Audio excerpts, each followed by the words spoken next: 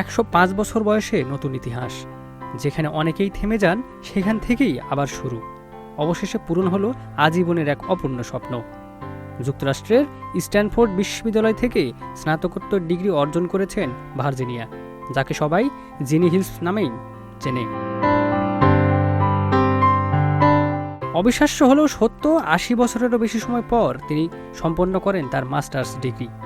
Stanford graduate school of education থেকে শিক্ষা বিষয়ে মাস্টার অব আর্টস ডিগ্রি গ্রহণ করেন তিনি। 1940-এর দশকে স্ট্যানফোর্ডে পড়াশোনা শুরু করেছিলেন তিনি। সব কোর্স শেষ করলেও দ্বিতীয় বিশ্বযুদ্ধের কারণে থিসিস জমা দেওয়া হয়নি।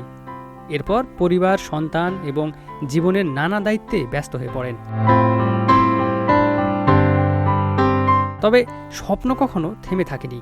জীবনের দীর্ঘ পথ পেরিয়ে অবশেষে বিশ্ববিদ্যালয়ের নীতিমালার পরিবর্তনের ফলে বহু বছর পর তিনি পান সেই কাঙ্ক্ষিত ডিগ্রি।